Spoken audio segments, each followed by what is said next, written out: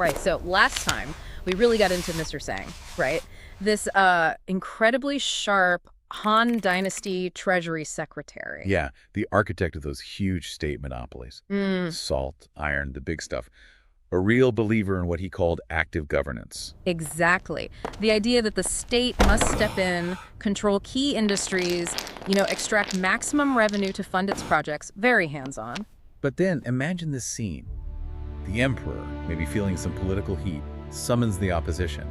And it's not rival ministers. No. It's hundreds of thinkers, intellectuals, mostly Confucian scholars, the very people you might picture as, well, kind of impractical bookworms. Right. Obsessed with ancient texts and morality.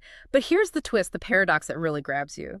When these scholars get their platform, challenging the most powerful financial figure in the empire, they don't just make moral arguments. No, they sound surprisingly modern, almost like early libertarians or something. Oh, it's uncanny. They're talking small government, laissez-faire economics, demanding the abolition of those state monopolies. That's like, wait, are these Confucian scholars or early Chicago school economists?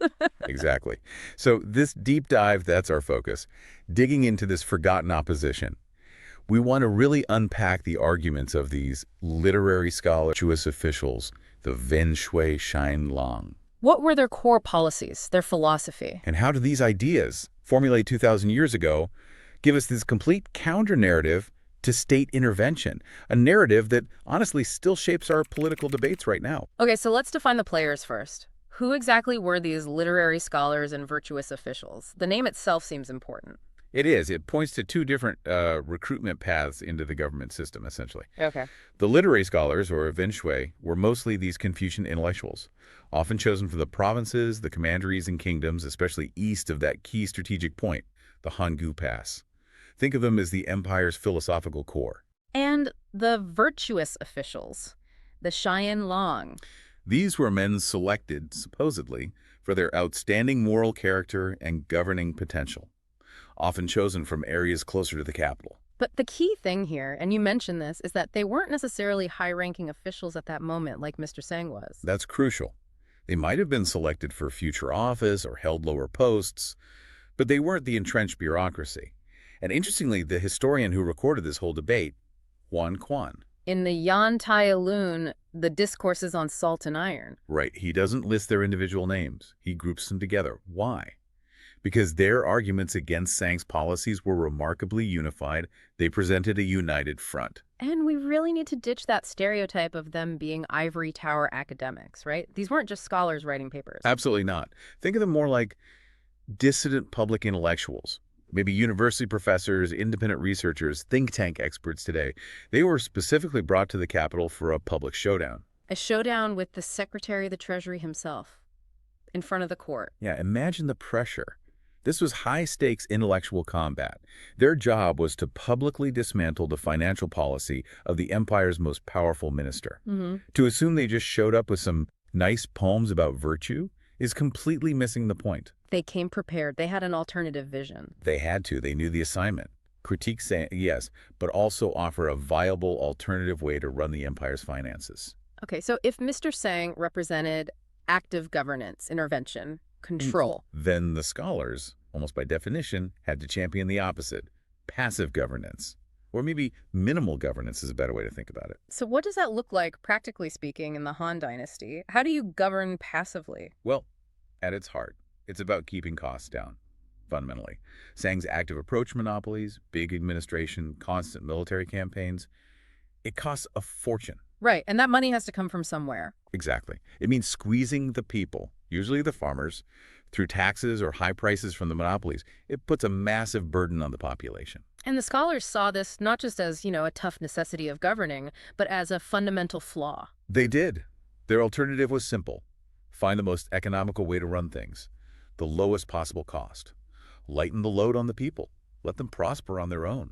It's fascinating how direct the parallel feels to modern debates. Sang sounds almost Keynesian. The government needs to step in, regulate, spend. Right. Manage the economy. Yeah. While the scholars sound like classical liberals, almost pure laissez-faire. Keep the state small. Keep taxes low. Let the market work. And they had this incredibly evocative phrase to capture that ideal of minimal government, a sort of poetic ideal for the ruler. Oh, it's beautiful. Rule with droopy robes and folded hands. Chui Gong RG. Explain that image. What does it convey? Think about it. The emperor, the siren, is present. He's on the throne. But his robes, his sleeves are drooping, his hands are clasped at rest. He's not actively manipulating things. He governs through non-action. Is that the idea? Wu Wei, precisely. Wu Wei. Governing by not overtly interfering. The ideal statecraft should feel effortless, almost invisible. Quiet, cheap, no big flashy displays of state power. It's maybe the most elegant description of small government ever penned. Adam Smith would have loved it. So if that's the ideal, it immediately tells you something about domestic policy. If the state isn't supposed to be constantly intervening, what's its main job? How does it lead? Well, definitely not through harsh laws and constant punishment. They were really disturbed by the reliance on legalism, on coercion as the main tool. I thought the government was focusing on the wrong thing. Completely. They argued the state's primary function isn't just enforcement or punishment. It's to cultivate virtue, to make people righteous. How? By setting a powerful moral example from the top down. So inspire goodness rather than just police badness. Exactly. Build a moral society through leadership, not just react to its failures with force. That sounds, oh, well, maybe a bit idealistic on the surface. It could sound that way, but they backed it up with a really sharp, practical critique of relying only on law. They had this killer line, a real zinger that cuts right to the heart of it. Okay, let's hear it. They said, law can punish a man, but it cannot make him honest. It can kill a man, but it cannot make him benevolent. Wow, okay. That lands. Right. It's powerful because it gets at the limitation. Law deals with the external act, the crime. It can stop someone, punish someone after the fact. But it doesn't change their internal character. It doesn't build that inner moral compass. Exactly. If people only behave well because they fear the law, fear getting caught. Yeah. What happens when the police aren't looking? Or when the punishment seems worth the risk? You haven't built a truly stable or good society. It makes me think of that common phrase in American conservative circles. You can't legislate morality. It's the exact same logic. 2,000 years earlier, these Han scholars are saying, look, law is a tool, maybe the necessary one sometimes, but it's not the foundation. If you don't invest in culture, in ethics, in that shared sense of right and wrong, then no amount of rules or punishments will ever be enough. you got it. The focus has to be on cultivating virtue, not just coercing compliance. Okay, so this philosophy, small government, low cost, focus on virtue, not coercion, that applies at home. But what about foreign policy? Empires have borders, enemies. Right. You can't just stop being frugal and passive at the border. It has to extend outwards. So if Mr. Sang was funding his massive armies and expansion with those monopoly profits, hardbower. Then the scholars needed an alternative strategy for dealing with the outside world. And they had one. They argued strongly against constant warfare and aggressive expansion. But again, it wasn't just a moral plea for peace, though that was part of This it. was also about efficiency, about cost. Absolutely. It was strategic. They saw endless conquest as incredibly wasteful, occupying huge territories, maintaining garrisons far from home. It's a massive drain on resources. So what was their alternative? If not conquest, then what? Their proposal was essentially cultural assimilation, using peaceful diplomatic means, transforming potential enemies rather than conquering them. Ah, so influencing them, bringing them into the Han cultural sphere. Exactly. They believed it was far cheaper and ultimately more effective in the long run to expand the empire's influence by exporting its culture, its values, its way of life, win them over rather than hold them down. That sounds incredibly like the modern concept of soft power. It's precisely soft power 2 millennia ago. They understood that cultural attraction could be a more sustainable and less costly form of influence than military occupation. It reduces the long-term cost of managing an empire dramatically. Okay, that's clever. But they took it even further, didn't they? With an idea that sounds shockingly modern. Oh, this is where it gets really fascinating. Yeah. They introduced the concept of a natural boundary for imperial expansion. A natural boundary. What did they mean by that? Not like a river or a mountain range necessarily. Not just geography, no. It was an economic concept, a hard-nosed analytical idea. They were basically saying there's a limit to how far an empire can expand profitably. Profitably. So based on cost versus benefit. Precisely. This is pure marginal cost versus marginal benefit analysis applied to geopolitics. It's something you'd expect from a modern RAND Corporation report, not ancient scholars. So explain the logic. How does that work? They argued that once an empire expands beyond a certain point, this natural boundary, The cost of taking and holding that next piece of territory becomes greater than any benefit you get from it. Okay, let's break that down. What are the costs of expanding, say, another 100 miles into nomadic territory? Well, you've got the immediate military cost, soldiers, supplies, logistics lines stretched thin. Then you need to build forts, roads, set up a whole new administration out there, pay officials. And deal with inevitable resistance or rebellion. Right. Constant security costs. And what's the benefit? Maybe the land isn't very fertile. Maybe it's sparsely populated, so tax revenue is minimal. Maybe the resources are hard to get out. So the overhead, the administrative and military burden of that new territory starts to outweigh any value it brings back to the central government. Exactly. The scholars were essentially saying, look, we've done the math. For every extra square mile we conquer out there, it's costing us more in soldiers, administrators, and headaches than we're getting back in taxes or goods. It's a purely utilitarian calculation. Forget glory, forget manifest destiny. Is it paying the bills? That's the question they were asking. It's about national solvency versus imperial ego. And we have a term for this in modern history, right? We do. Imperial overstretch. It's the idea that great empires often collapse not from one big defeat, but because they slowly bankrupt themselves, trying to maintain territories that have become too vast and too expensive to manage. Rome, maybe the British Empire later. Exactly. The logistical and fiscal strain becomes unsustainable. The Han scholars diagnosed this problem, this fiscal limit to empire, 2,000 years ago. It's quite breathtaking, really. Okay, so we had this clear philosophy. Passive governance, minimal cost, focus on virtue domestically, and a very calculated, cost-conscious approach to foreign policy and expansion. Right, a consistent worldview. So, given all that, their position on the central issue of the debate, the salt and iron monopolies, seems almost inevitable. Completely. Abolish them.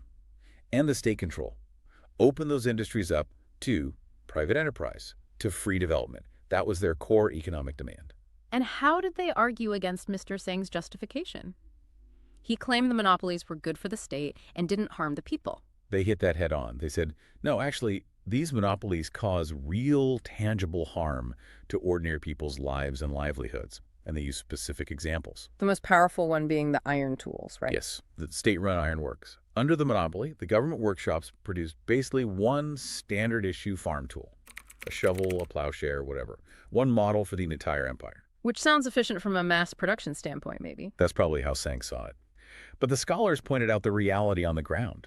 Farming conditions across the Han Empire were incredibly diverse. You had hard, rocky soil in some places, soft river valley soil elsewhere, dry land farming, wet paddy farming. Exactly. And a single standardized tool just can't work effectively in all those different conditions. If you need a heavy-duty tool for tough ground, but the government only issues a lighter one, it breaks. Or it's just useless. It slows down your work, ruins your harvest, costs you money. Precisely. It holds back agricultural progress. This wasn't just theoretical. It was a practical disaster for farmers who needed tools suited to their local needs. It's such a clear illustration of a fundamental critique of, well, central planning. It really is one of the oldest and best arguments against it. The central authority, no matter how smart or well-intentioned, simply cannot possess all the specific local knowledge needed to make the right decisions for everyone, everywhere. It reminds me of that analogy you used, like that government deciding everyone gets the same exact car. Yeah. Imagine a government car administration saying, okay, efficiency dictates we only make one model, a basic sedan, and they give that same car to the farmer who needs a pickup truck, the mountain delivery driver who needs four-wheel drive, the city commuter. It just doesn't work. It fails everyone in different ways because it ignores diverse needs. The scholars saw the state iron monopoly doing the same thing to agriculture. So that was argument one, practical failure, harm to the people. Argument two went after the money itself. They challenged the whole idea of state profit. How so? They were blunt. They said, look, this profit the state is making from salt and iron, it doesn't just magically appear out of thin air. Right. It has to come from somewhere. Since you, the state, are making money from this monopoly, that money must be coming from the pockets of the people buying the salt and iron. So it's not really profit in the sense of creating new wealth? No. In their view, it was just a transfer of wealth. They called it, quite directly, plunder. The monopoly was simply a mechanism to take money from the population and put it into the state treasury, using government power to enforce it. That's a strong word, plunder. It is. And it leads directly to their third major point, which is about who is running these monopolies. They questioned the very ability of government officials to manage these industries effectively. Why couldn't bureaucrats run a salt works or an iron foundry efficiently? Think about incentives. A government official run the state monopoly has a guaranteed job. They have no personal capital invested. They face zero competition. What's their motivation to innovate, to cut costs, to improve quality? Well, probably not much. Their main goal might just be to meet quotas, avoid trouble maybe, Yeah, increase revenue for the state or themselves. exactly. And the easiest way to increase revenue in a monopoly, just raise the price. They argued that bureaucrats inevitably resort to price gouging because there's no market pressure to keep them honest or efficient, So the price of essential goods like salt and iron just keeps going up and up. until ordinary people can barely afford them. The officials aren't acting like entrepreneurs trying to build a better business. They're acting like, well, like tax collectors in disguise, extracting revenue through high prices. This sounds a lot like the modern concept of rent-seeking. It's precisely rent-seeking behavior described 2,000 years ago. Using a privileged position granted by the state not to create value, but simply to extract wealth that already exists. They're not managing a business. They're collecting a toll. Milton Friedman would have recognized this argument instantly. The inherent inefficiency and tendency towards extraction when the state runs commercial enterprises. Absolutely. But Mr. Sang had a counter-argument ready for this, didn't he? He worried about private power. Yeah, his big fear was that if the state didn't control these industries, then powerful private merchants oligarchs would take over. And these private oligarchs could become so rich and influential, they might challenge the state itself. A classic argument for state control preventing dangerous concentrations of private power. How did the scholars respond to that? Their counterattack was incredibly bold. They basically said, you're worried about the wrong oligarchs. They conceded that private merchants might get rich. But they argued that private wealth alone, no matter how large, could never realistically overthrow the organized power of the imperial state. A wealthy salt merchant isn't going to raise an army and topple the emperor. Okay, so where was the real threat, in their view? The real threat, they said, was the one Sang's policies were creating. It was the danger of crony capitalism, to use a modern term. So officials using their state power for private gain. Exactly. The real oligarchs to fear, they argued, were the court insiders, the powerful officials and elites who were running these state-backed monopolies with government protection. They had both economic clout and political connections. So they weren't just merchants. They were politically protected merchants, blurring the line between state and private interest. Right. The scholars essentially pointed their fingers right back at the government establishment, maybe even implicitly at Sang himself, and said, you claim to be protecting us from private power, but you're actually fostering a far more dangerous form of corruption within the state itself. You are the problem. Wow, that takes immense courage to say that in the imperial court, to the face of the man running the system. That's extraordinary. Okay, so putting all these pieces together, the critique of monopolies, the focus on cost, the fear of state-driven corruption, it leads them to a very specific conclusion about the nation's overall economic priorities. It does. It leads directly to that famous and often controversial doctrine, value agriculture and suppress commerce. Zondong Yi Sheng. Which can sound pretty backward or anti-business to modern ears. Why did they land there? Well, it flowed from their moral framework and their observations. They had this deep-seated belief, almost a fear, that if commerce became the primary focus of the state and society, then profit-seeking would become the dominant value. Exactly. And they believed that would inevitably corrupt public morals, erode social cohesion, and undermine the very foundation of the nation, which they saw as the hardworking, virtuous farmer. Was this just a philosophical concern, or did they see evidence of it happening? They argued it was already happening. They saw industry and commerce being used as tools to exploit the agricultural base. They pointed to officials colluding with merchants, manipulating markets, using complex commercial taxes and state contracts to enrich themselves at the expense of the farmers. So commerce wasn't just seen as neutral trade, it was seen as inherently prone to corruption and exploitation, especially when mixed with state power. Precisely. Therefore, their conclusion felt logical to them. The state must rely on agriculture, the root, for its sustenance and fiscal revenue. Commerce, the branch, while necessary for distributing goods, should be kept in check. It should never become the main source of government income. It's fascinating how closely this mirrors the ideas of the French Physiocrats centuries later in the 1700s. It's an almost perfect parallel. The Physiocrats also believed that only land, only agriculture, created true wealth. Everything else, manufacturing, trade, commerce, they saw as sterile or unproductive. Meaning these sectors just reshuffled existing wealth, or worse, acted like parasites, extracting value from the farmers who are the only ones actually creating something new from the earth. That was exactly the view. Industry and commerce didn't create, they only transformed or transported. So if the government based its finances on taxing commerce, it was essentially basing itself on a parasitic activity, encouraging greed and moral decay. So underlying it all was this ancient fear of what a fully commercial society might become: greedy, corrupt, unequal, unstable, a fear of a fear of early capitalism in a way. You could definitely see it as an early critique of the potential downsides of a market society driven purely by profit. Yeah. Before we get to the outcome, it's worth pausing just to appreciate the context of this debate itself. It's pretty remarkable it even happened this way. It really is. You have these scholars, essentially outsiders, brought in to publicly critique the emperor's top finance minister. The stakes were incredibly high. And yet, by all accounts, Mr. Sang, despite being the target, allowed a relatively free and open atmosphere for the discussion. He engaged with the arguments. He did. It speaks to a certain confidence, perhaps, but also maybe a recognition of the value of intellectual debate, even when it's challenging your own policies.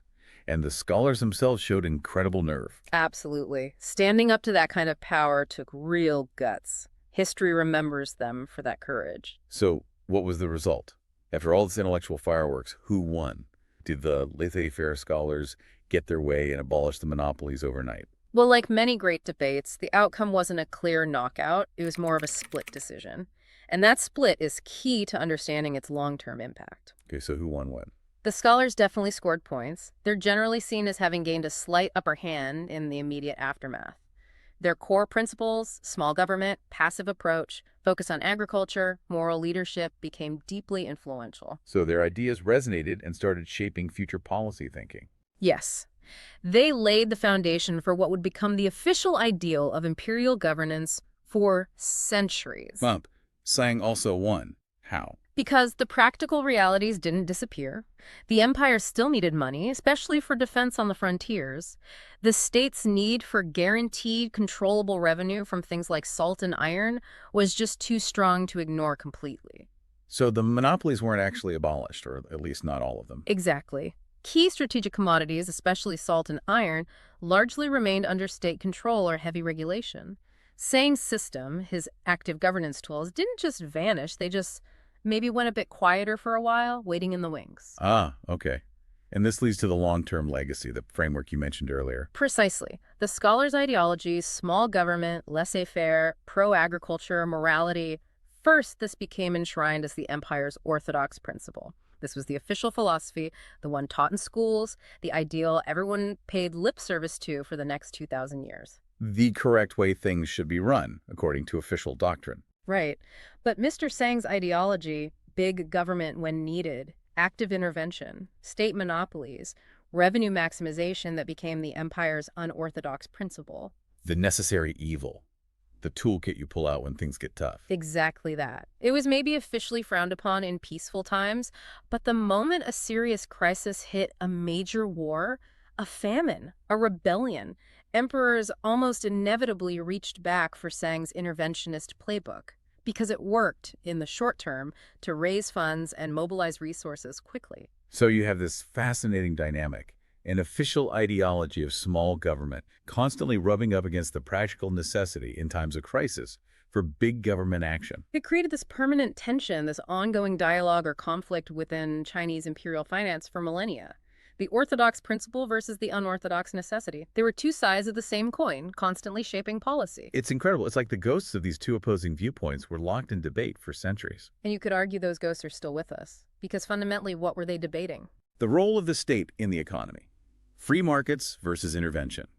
Small government versus big government. It's the core tension we still see today, isn't it? It's like the spirit of the Han scholars arguing for free markets versus the spirit of Mr. Sang arguing for Keynesian-style intervention. They're still shaping our economic debates right now all over the world. So to wrap up, these literary scholars and virtuous officials, they were so much more than just ancient moralists. Yeah, far from impractical bookworms. They moved seamlessly from high philosophy about virtue. Right down into the weeds of economic analysis, critiquing central planning with specific examples, doing marginal cost-benefit calculations on imperial expansion. Identifying rent-seeking behavior within state monopolies. It's remarkably sophisticated. And maybe their sharpest warning, the one that really resonates today, was about where the biggest danger lies. They argued it wasn't really the wealthy private merchant you needed to fear most. No. The real threat to the state's long-term health and integrity came from within. From that crony capitalism, the fusion of state power and economic enterprise, protected from competition, breeding corruption. So if they could see that danger so clearly 2,000 years ago, when government was, relatively speaking, much smaller and simpler. What does that tell us? What does that suggest about the inherent risks, the almost inevitable temptations, when we expand government's economic role so massively in our complex modern economies? It's a sobering thought. And it leaves us with a question for you, the listener, to ponder. Think about the world today. Which of these ancient Han principles seems more dominant right now in the nations you observe? Is it the Orthodox ideal? The push for a smaller, more frugal government, lower taxes, less intervention? Or is it the unorthodox necessity, the reliance on active state spending, regulation, and intervention to manage crises and economies? And whichever force seems stronger, what might that choice, that balance, tell us about our current direction and maybe our long-term stability? If you found this discussion useful, maybe learned something new, definitely hit that subscribe button. We do these deep dives regularly, exploring valuable ideas. We appreciate you tuning in. Yeah, thanks for joining us.